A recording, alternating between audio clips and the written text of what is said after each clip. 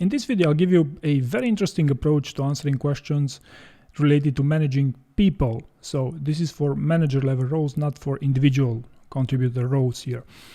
And this is actually a part of a research study that I also linked in the video description that, it's not really targeted towards candidates, but I believe the examples that they give are particularly interesting. You probably know that behavioral interviews are actually being rated by each interviewer, and in some cases they even go as far as to give you a higher or no higher recommendation in the case of virtual on-sites.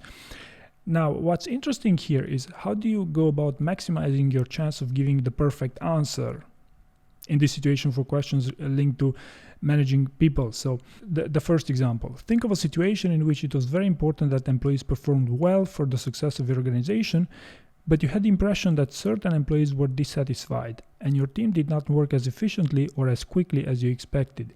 Please describe both the situation and your exact response in detail.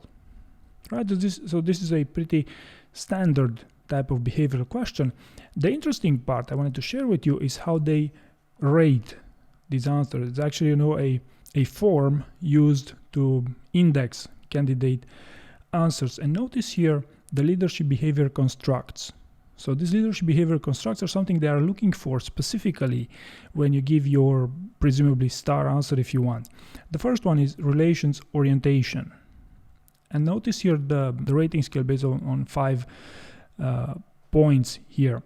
The first is shows no interest in employees' needs or feelings, is not considerate of them, does not try to involve employees in designing new work processes, and offers no support. So needless to say, this is the worst case scenario where you don't mention this.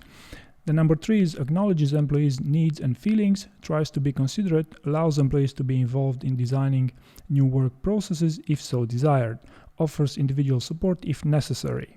Right, so here's getting slightly better, and the perfect version would be asks employees about their needs and feelings, it is very considerate, involves employees in designing work processes, offers comprehensive support. Right, so when it comes to relations orientation, in other words, interpersonal skills if you want, this is how they go about rating the quality of your answers. So this is the first leadership behavior construct. The second leadership behavior construct is task orientation. And here's again, there's the scale.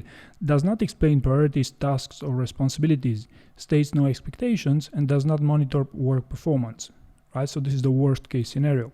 Informs employees about priorities, tasks, and responsibilities, addresses what is expected of the employees, checks work performance sometimes. And finally, the ideal answer would be something like explains priorities, tasks, and responsibilities in detail, clearly communicates what is expected of the employees, analyzes the problem, monitors work performance consistently. Right, so this is when it comes to task orientation. And the very interesting leadership construct that I want you to consider here is change orientation. So this is actually something new to me that I wouldn't have specifically advised candidates to do. If I were to coach someone specifically on these types of questions. And change orientation goes from does not address possibilities of mutual support, does not address the opportunities that could be inherent to the challenging situation, shows no interest in creative proposals. So this is the worst case scenarios. Then addresses the possibilities of mutual support within the team where applicable, mentions the opportunities that could be inherent to the challenging situation, is open to creative solution proposals from the team. Right, so this is slightly better, and the best is provides a framework in which employees can mutually support each other, explains with much enthusiasm the opportunities of the challenging situation, and encourages employees to search for creative solutions.